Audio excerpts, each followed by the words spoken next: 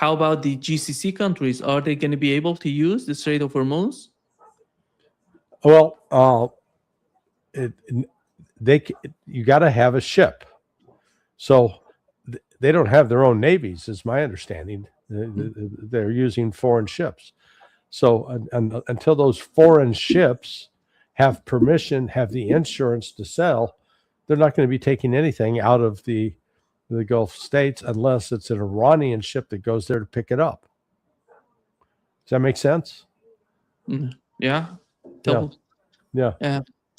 So that's what I'm trying to get across here. That you keep going, oh, it's open, it's closed, it's open, it's closed. Well, you know, to say it's open implies that there's a lot of activity. There isn't. And vice versa. To say it's closed means what? No traffic? No, Iran's going to continue to send. It's made close to $2.1 billion in the last week. I think, Larry, that the situation with Israel, if Donald Trump lets the political parties in Israel take care of Benjamin Netanyahu, that would be hugely beneficial for him. Mm-hmm. Don't you think that could be the case for Donald Trump?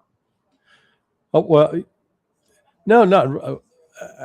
Explain that to me, because because if you get rid of, they really want to remove him from power. Okay, they really want to do that. But is that going to change? Do you think that's going to change Israel's policy? No, I don't believe that that's going to change Israel, but that's going to change the leverage Benjamin Netanyahu has on the families like Adelson. I don't know. No, not necessarily. Look, no, it's not. I don't think it's going to change it at all. I mean, the attitude of the Israelis towards Iran is almost set in stone. So whether Bibi's there or not, it's not going to change Israel's policy towards Iran. It's not like there is some moderate Israeli who rejects Zionism and who's standing on the sidelines with people clamoring for them to come into power. I mean, that's not happening at all. They're just, getting rid of Bibi. Let me put it this way. Bibi Netanyahu is an important asset for Israel in terms of he at least speaks in a way that Americans easily understand him. He lived in America, went to school in America, so he understands America better than many of his Israeli counterparts. Certainly better than Ben-Gvir and Smotrich, as examples. So there is, if losing Bibi Netanyahu could make Israel more ineffective in lobbying the Congress, both the House and the Senate, and getting their support, because you get some of these Israeli spokesmen are just they're violent and they're obnoxious, and they don't play well to the American public. Bibi, and he's the most two-faced son of a bitch you've ever seen. In Hebrew, he says one thing, and in English, he says another. Smooth-talking man. I think the United States has many means at its disposal to put pressure on Israel, not only basically when it comes to the aid to Israel, but also using UN. Every time UN comes out with a new resolution on Israel, they simply veto the whole thing, and they don't let anything happen against Israel. Is that going to change, in your opinion? No, not easily. So, it'll be status quo for a while. And the borders, the issue, Larry, I think if Iran and the United States manage to force Israel to define its borders, that would be hugely beneficial. Because right now they don't have any border, they don't define their borders, and that's why they're in the southern part of Lebanon, in the southern part of Syria, in Gaza. They're talking about 70%. This is a legal issue, in my opinion, and they can address that easily. The international community can come together and talk about it. No, the international community is not going to do anything. Hell, they haven't done anything over, 51 years. Civil war started back in 1975, supposedly ended in 1990, but it's essentially, the status quo has been there ever since, of this division. And and now once again, Israel's come back in to bomb and kill and strafe. You don't even see the government of Lebanon standing up for itself, declaring war on Israel. How dare you attack us? Yeah. I think GCC countries, as an outcome of this war, they're learning something that was not available for them before, or maybe they were not forced to understand that, which is the new reality. I don't know how is that going to be beneficial for Gaza, for the West Bank, because right now everybody's talking about Lebanon, talking about the war, which we know today we've learned that they're bombing Gaza. Israel is bombing Gaza City and Khan Yunis, the two parts of Gaza, and nobody's talking about it in the news. Right. They don't care. That's been my point. Simply do not care. And, that's why they almost in desperation have to fight on just to try to get the world to listen, to pay attention.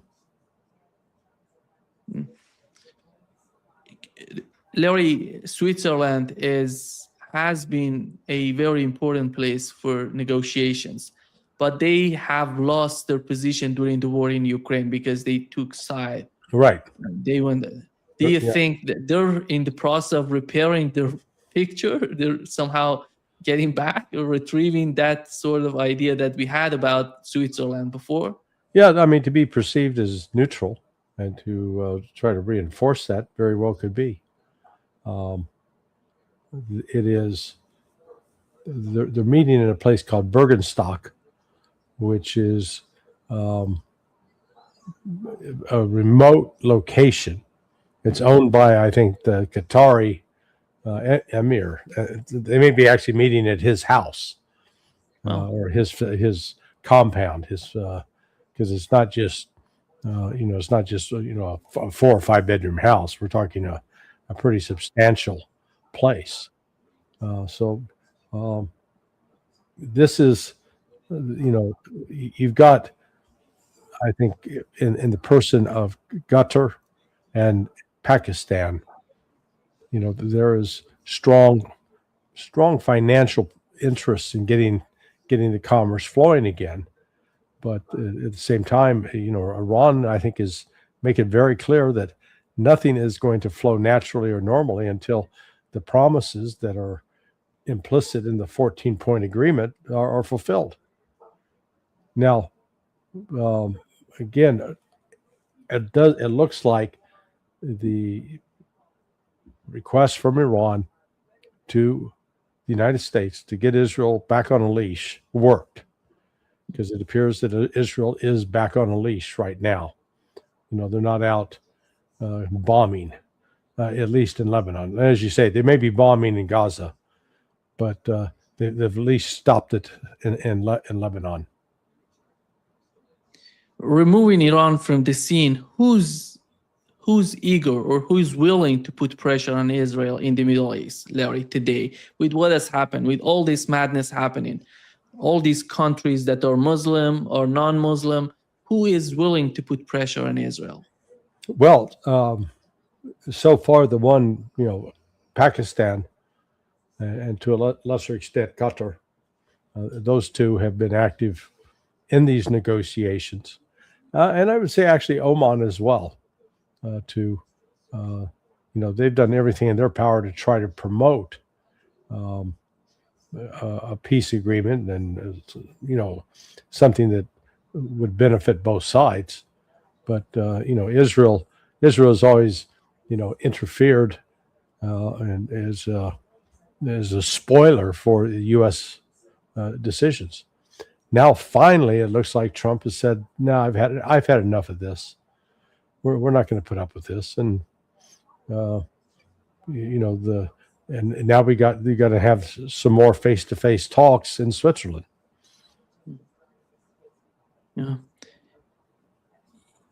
Deep down, the way that Donald Trump thinks about the war, Larry, do you think that he's really feeling to get back to the war, or he's done with the war? I'm not trying to be flippant, but I think he has a shorter attention span than your baby daughter. Okay, she's now 2 years old, or 3, and you know how 2 and 3-year-olds are. They 2.5. Yeah, 2.5. Yeah, grabs one thing, got it, looks at that, and goes and grabs another thing, and not a long attention span. I'm not sure he's got a long attention span for this. He keeps saying crazy things. Again, he came out today with a truth. I won't call it a tweet, but he truths on Truth Social, and warning that Iran's never going to collect a red dime whatsoever, not now, not ever. Well, he says that, but that's just not true. And what amuses me are these people say, "Oh, well, the United States and Europe, they'll go back in there and reopen the strait." Yeah, good luck with that. They couldn't do it during the war, and now all of a sudden they're going to claim they got a stronger military presence. It'll just it'll bring Europe into the war in an unnecessary way, and they're going to get warned. Yeah, I think the answer to the question is somehow we have to ask ourselves, how is the situation the same? Has anything changed since the ceasefire was announced by the United States? I don't see anything happening. Any change has happened since then that Donald Trump somehow decides to go. Maybe he would produce more, because I have received some information from some sources. Maybe the United States is producing 10,000 missiles in a short period of time, and they're going to get back to start the war. And are you saying that you've been told that? Yeah. Oh, yeah. That's nonsensical. Yeah. Yeah. With what? With what? Actually. Yeah. It's like with what? They don't have rare earth minerals. You need rare earth minerals for those. You need magnets. China's sitting on those and not sharing. In fact, China is accelerating. It just sold another $46 billion worth of U.S. Treasury bills. So it's not buying them up, it's selling them off, which is going to increase pressure on the United States economically. I think a huge part of, Larry, what's going on is related to what's going on domestically in the United States. I don't know if you've watched Patrick Bet-David, the podcaster, who's also he's Iranian American, he's Zionist. Yeah. He supported the war on Iran, the war against Iran, and right now in the latest podcast he was comparing Marco Rubio to JD Vance, saying that JD Vance is faking everything. The guy there who's in charge is Marco Rubio. Look at him. He's the 2028 presidential candidate of Republican Party. When they go that far, you see there is something going on. These Zionists are investing in something. And his podcast is so popular among Republicans. Mm-hmm. That's why something serious is happening within the administration. They're trying to remove one part that they feel that they're not that much connected with the Zionists in the United States. Well, you wish that there was some coherent policy on the part of Trump with respect to the upcoming midterms. He's, until a week ago, he spent a lot of his energy attacking former supporters that are very influential in the world, in your world of podcasting. Tucker Carlson, Joe Rogan, Candace Owens, those three. This guy, his name is Ian. I forget the last name, but he's been pretty popular. So it's not working. Trump has split and divided his base over that, but then he was still seen as, well, he had this solid support from Israel. Well, that's gone now. And, maybe he did calculate that he had to separate himself from Israel now, maybe try to win back the Thomas Masseys and the Marjorie Taylor Greens before the midterms. I think it's too little too late. I think he made a fatal error in covering up for Jeffrey Epstein. Now, that's the other thing I'm wondering now, because we'd speculated that perhaps the Israelis were blackmailing Trump, which is why he was doing some of the stuff he did with maintaining the war in Iran. But the actions he's now taken this week signal just the opposite, that he's pulling out, that he's no longer interested in staying in there to fight, seeing that it will be a drag on the election. And they may have very well calculated that the truth of the matter is that Zionist Jews are a very, very, very, very small minority of voters in the overall scheme of things. And that, yes, there are some well-placed Zionists who have a lot of money and appear to have some social influence, but I think they calculated that there was more to be gained by distancing themselves from that Zionist crowd.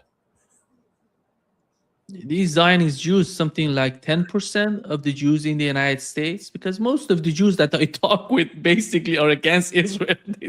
None of them is in favor of Israel. That's why I don't have any sort of understanding of how much of these people supporting Israel, how many of these people, what is the percentage of that supports Israel. Yeah, I'm not sure what that number is. All I know is the overall number of Jews in the United States is around 10 million out of 35 million. So that's really not a significant number. I mean, you can make the case that their influence is disproportionate to their numbers. That's for sure. You've said that it's too late for Donald Trump. You mean about the midterm election? Is that the case? Right. But it's not too late for J.D. Vance. Well, J.D. Vance you're looking beyond the midterm to election 2028, 2 years. So I think it's going to be very, very hard for Trump to turn this around right now. He'll be, it's just, particularly if what he was told about the economy comes true. The reason, let's recall again, the reason he reversed course on Iran and signed on to the memorandum of understanding is it was briefed that how dire the world economic situation is going to be shortly, because as people run out of their of oil reserves, and particularly the United States runs out of its strategic oil reserve. Yeah, I think if he loses the midterm election, that's going to mean for Donald Trump, that means what is the downside of that for Donald Trump if they lose the midterm election? Are they going to impeach him? Is that going to something substantial coming out of the impeachment? If he continues with the same sort of policy, he's going to have a lot of enemies among Zionists. Well, let's say that this economic tsunami that hits the United States starts arriving on our shores end of July, first week of August, and that gasoline doubles in price, literally doubles. It goes from $3.50 to $7 a gallon. That there are shortages of food in the stores. That there is some rationing starts to take place, and the economy grinds to a halt. Well, at that point, the anger directed at Donald Trump for you got us into this mess, and he'll be insisting things are great, and when objectively they're not great at all. So then at that point, if he loses the control of the House and Senate, if Democrats come in or Republicans are elected who hate Trump, then you could see the control of both the House and the Senate shift, and easily get articles of impeachment out of the House to go to the Senate, and in the Senate you need 2/3 to convict. You might very well find the 2/3 of the Senate ready to convict Donald Trump, and then all of a sudden he could be facing removal from office at a minimum. By the way, he needs the Congress for the ongoing negotiations with Iran. Let's assume everything getting positive, they're advancing, they're getting something out of these talks, and he's going to need Congress to help him with the case of sanctions against Iran. Well, ideally, they would negotiate a deal with Iran that they would then bring to the Congress to get ratified as a treaty of sorts. I don't know if you'd be willing to do that, or but that needs to be done for, if nothing else, from the sake of Iran, to know that they've got a real deal that is not just dependent upon the whims of Donald Trump. How does he feel today? Is he just going to wake up some morning grumpy and pissed off and decide to walk away? It'd be much better if they said we got a deal that the U.S. Congress is certified, so at least we got public support for that deal. That's what we don't have right now. Larry, the 3 countries that were invited to G7 summit: Brazil, UAE, and Egypt. What was the meaning of that for you? Oh, I think they're trying to break up BRICS. That's the key. And I'm surprised, they didn't try to invite India, but I think India was maybe of a mind, she wasn't going to go. I think, I don't know if I'm right, but is the UAE and Egypt, the case of these 2 countries, is related to the West Asia and what's going on in the West Asia, or is something beyond that? What do you mean? Because of ongoing war. They know Egypt is so important, by the way, when it comes to Gaza, when it comes to Lebanon, for the United States. They're somehow partner or some sort of ally to the United States when it comes to the situation in the Middle East. But the UAE is the other partner of Israel. It's so close to Israel. It's somehow close to the United States if they're close to Israel. Well, they have been, but again, you've seen signs of the Emiratis distancing themselves from the Israelis at a minimum, and reportedly taking some of the frozen assets that they had controlled back, returning those back to Iran, so that Iran can, I think, transform them into yuan, get them out of the U.S. dollar and into Chinese currency. So it looks like the UAE has been playing a more productive role. Remember, they didn't get hit much in this last response by Israel, by Iran, I mean. So they, I think they're starting to read the tea leaves that the United States is lost, and that the United States is not going to be there to protect them at all. So their thought is, we better get the hell out of here while we can.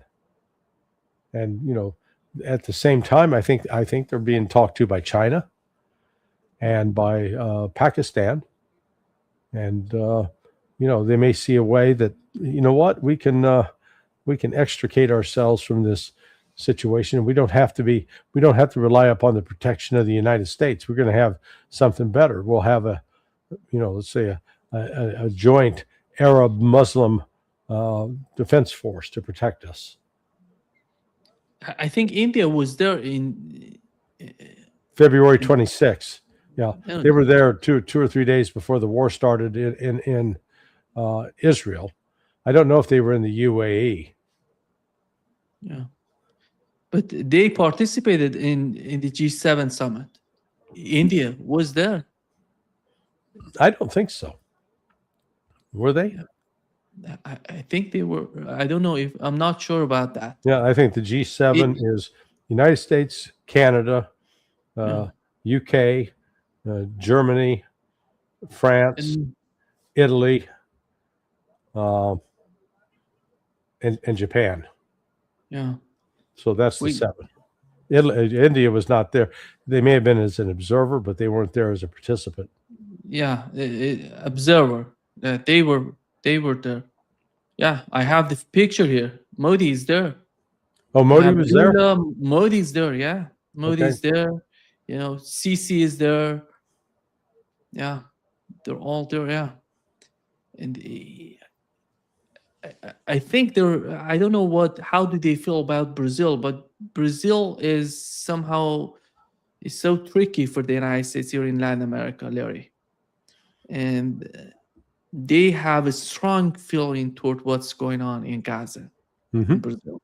Yeah. The government in Brazil has supported all the way, in more than many countries in the regions. They supported in my opinion, the case of Gaza. You see GCC countries basically talking about it and doing nothing. But Brazil from Latin America is one of the countries that is supporting Palestinian right. This is important. And Larry,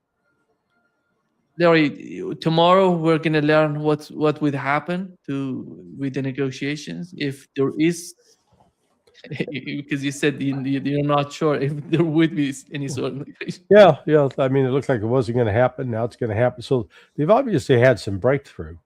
Otherwise, J.D. Vance wouldn't be getting on the plane. So there've been